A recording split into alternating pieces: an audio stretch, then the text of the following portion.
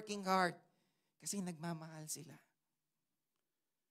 Bakit kaya nung nanay na manglimos ng crumbs for the healing of her daughter is because she loves her daughter. Bakit kayo narito, OFW? Because you love your family. Bakit kayo nagtitiis na malayo sa anak ninyo? Because you have a dream for your children and you love them.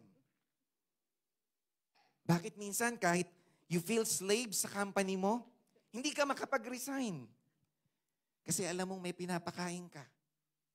And you love them. Kahit 10 years ka nang nakauwi. Sino yung 10 years nang hindi pa nakakauwi po ng Pilipinas? Bibigyan po ni Pastora ng ticket. Biro lang po. Sino po yung 10 years na hindi pa nakakauwi? 5 na lang, 5. Wala pang vacation. Ayan. Bakit tayo nagtitiis ng gano'n na hindi natin makita ang ating mga mahal sa buhay? Kasi nagmamahal ka. Diba? Bakit hanggang ngayon nandito ka kahit wala ka pang work for so many months and years? Kasi naniniwala kang may pangarap ang Diyos sa pamilya mo. Palakpakan po natin ang Panginoon. People who love their family will never stop. Especially when you have the love of God in your life. Hindi kayo hinto. Bakit may mga magulang na kahit kumukulog, kumikidlat, nandun sa bukid nagtatanim? It's because they love their children. Bakit si Jesus Christ nasa cross? Because He loves you and me. God deserves the highest praise. Ang pag-ibig po ng Panginoon, hindi pwedeng magmaliw eh. Because God never changed. Yun po yung totoo eh. Bakit yung wallet nyo? Sino po yung may mga wallet? Pakibuksan nyo nga ngayon. Pagbukas nyo dyan, magkakapera yan. Buksan nyo po ngayon. I-challenge ko lang kayo. Buksan nyo yung wallet nyo in 5 seconds. Buksan nyo po. Tatanungin ko ang ilan sa inyo, magkano laman. Meron sa inyo dyan, 5 dirham na lang po. Meron sa inyo dyan, 10, meron 20. Bakit? Ano nang date ngayon? It's 17. May word sa Pilipinas na petsa de peligro. Bakit ganun ang wallet ng isang OFW working ka? Kasi naipadala mo na. Kasi nagmamahal ka eh. Amen? Parapakan natin ang Panginoon. I-reward ng Diyos ang pag-ibig mong yan. You are willing to sacrifice. You will never stop because you love. You have love of Christ in you. Bakit kahit anong sakit na ginawa ng magulang, ng anak sa magulang, napapatawad ito? Because the parents love their children. Bakit laging kahit na anong itsura na sinasabi ng mga classmate mo, pero pinipilit ng nanay mo, maganda ka anak, huwag kang maniwala. Nagsisinungaling ba nanay mo? Hindi! Kasi mahal ka niya at nakikita niya ang kagandahan mo dahil galing ka sa kanya. When you love someone, you will be persistent. Sabi ko po kanina, bakit ka nanligaw at hindi ka huminto? Because you love that person. Kung mahal mo ang Diyos, hihinto ka ba? Are you going to give up? No. Because God has the power to restore you. And you have the Spirit of the Lord again to be persistent kasi yun ang binigay ng Diyos sa'yo. The Spirit of power, not the Spirit of fear. And love never fails. Palakpakan po natin ang Diyos. Napakaganda po ng word ng Panginoon sa Book of Revelation. Yung Revelation chapter 2, verse 3. Sabi po ng New English Translation, I am also aware that you have perished steadfastly, endured much for the sake of my name, and have not grown weary. But I have hid this against you. Ano naging problema ng church na to? Because, sabi doon, nawala ang kanilang pag-ibig. You have departed from your first love. Ito daw po yung palang malaking dahilan kung bakit ang tao ay humihinto. Nawawala ng pag-ibig. Kapag nawala yung pag-ibig, maraming bumibigay. Pag-ibig sa Diyos, humihinto. Kapag nawala ito, naghihinto sa ating paglilingkod. Ang magulang, kapag napagod, anong gagawin yan? Kapag ang iyong manliligaw, napagod, anong gagawin yan? Kapag napagod ka sa trabaho, anong gagawin mo? I always ask everyone, come to the Lord. And He will definitely lead you into the right decisions of your life. Kaya sabi ng Bible, love never fails. That's the first point. Second point po natin, persistency at the cross driven by the single focus goal. Pag sinabi mong single focus goal, ano ba ang purpose mo sa buhay? Ano bang goal mo sa buhay? Ibig sabihin ng Luke 23:33, ang sabi ng Panginoon doon, forgive them. Ano ba ang goal ni Jesus? To forgive sins. To take away the sins of the world. Isaiah 53 verse 12. And to seek and save the lost. Luke 19 verse 10. John 1:29. Alisin ang kasalanan ng mundo. At yun mismo ang panalangin ng Panginoon at the cross before He died. Father, forgive them. At ang sabi ng babae, in relation to our topic, the woman came and knelt before Him, Lord, help me. Ano ang focus ng babaeng ito? To get a healing from Jesus. To receive healing from the Lord. If you have goal to be promoted, what will you do? You will be persistent to do whatever it takes para makuha yung nais mong position sa isang company. If you have dream for your children, you will be persistent to work hard and save for it.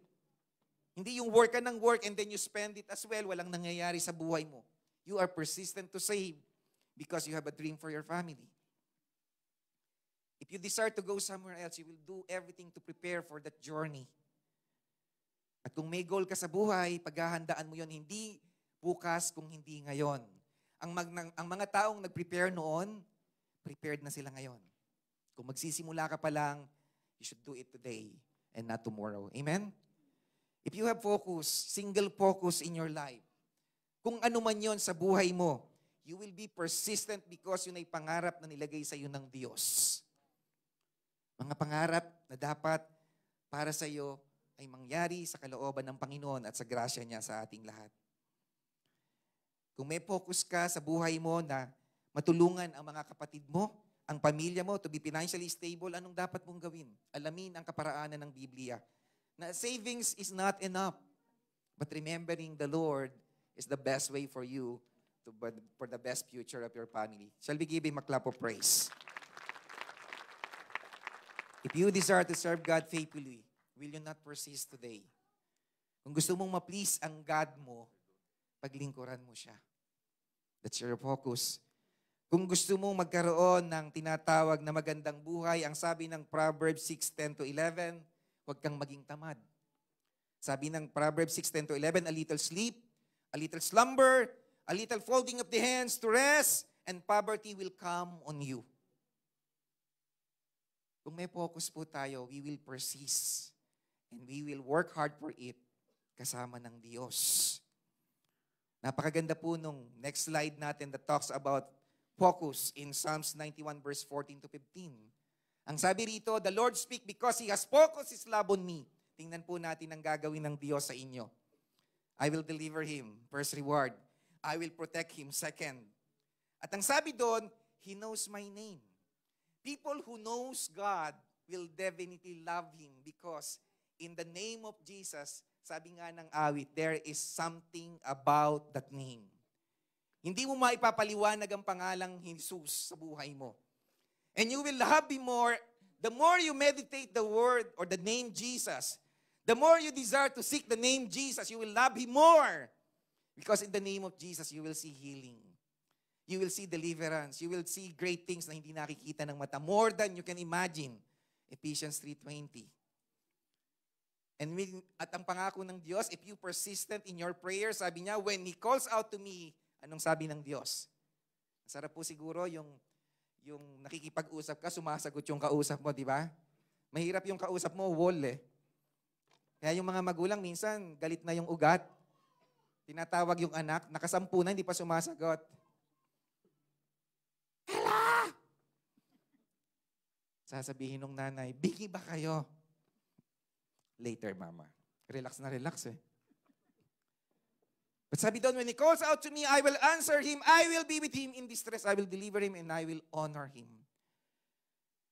Ang mga taong may focus sa buhay, they achieve because they are persistent. May goal po tayo na sabi nyo noon, siguro nung umalis kayo sa Pilipinas, I will be in UAE for about 5 years. Nakasampu ka na nga eh. Bakit kaya? Bakit ano kayang nagkulang? Sometimes beyond pa dun sa ine-expect mong period of time. Meron kang focus, therefore you need to be persistent to achieve that because God empowers you already. And of course, third thing, last but not least, sabi po doon, next slide, persistent at the cross, motivated by God's mercy. Motivated ito sa hibag at awa ng Diyos. Nadinig niyo na po ba sa mga magulang niyo yung halitang may awa ang Diyos, anak? Nadinig niyo na po ba sa mga pastor niyo na kapag may sinabi kayo, sasabihin, may awa ang Diyos, anak? I remember po yung nung hindi ako makapag-aral after graduation ng elementary, naghinto ako for a year. Naranasan ko po kasing magbukid, sabi ko sa nanay ko, talagang hindi ko kayang magsaka na, nanay. So sabi niya, may habag ang Diyos, anak, makakapag-aral ka. After a year po, na-enroll ako sa high school. Alam niyo po yung tuition ng high school eh. Nagtataka ako kung ba't ako makapag-aral noon. Samantalang ang tuition, 200 piso lang. Sa PUP noon, ang tuition natin is around 600 pesos. Nagrarally ka pa. Diba? Pag tumaas ng 1 peso yung tuition mo, galit na galit ang mga estudyante. Hello? Ganun ang buhay natin doon. Pero sabi ng nanay natin, may awa ang Diyos, anak. At ito yung pinananampalatayahan ng babaeng lumapit kay Jesus. She knew that there's a mercy of God kahit hindi siya kabilang sa tinatawag na Jew and Hebrew where Jesus was sent. Sabi ng Panginoon sa kanya, it's not literal, pero tinetest yung kanyang pananampalataya, sabi ng Panginoon. Sa huling part ng kanilang dialogue, basahin po natin yun. Pwede nating balikan yung particular passage. Tingnan natin yung pag-uusap ni Jesus at saka nung babae. Doon sa slide na yon sa passage ng persistent. Ang sabi po doon, no? The woman came and knelt before him, Lord, help me, she said. He replied, it is not right to take the children's bread and toss it to the dogs. Sabi niya, hindi tama na yung pagkain ng aking mga anak ay itotos ko sa mga aso. But why the woman keeps on begging and asking for the healing of her daughter? Because she believes in the mercy of God. May habag ang Diyos. May habag ang Diyos na alam niya na kahit hindi siya kabilang, God will give the desires of her heart to give healing for her daughter. Kasi alam niyang kalooban ng Diyos yon. Sa atin pong buhay, kung nadinig niyo na ang word na, sige, may awa ang Diyos, I'll tell you, the reason why you are still here, it's because may awa ang Diyos sa ating lahat. Kung bakit ka nandyan, nakaupo ngayon dahil sa awa ng Diyos sa iyo. You don't deserve your blessing today. Amen? We don't deserve what we have today. We don't deserve whatever you have today, but because of the mercy of God, pinaranas ng Diyos sa iyo yun. The mercy of God is new every morning. Narinig niyo na po ba yung sinabi ni, tawag dito, ni Charles Spurgeon?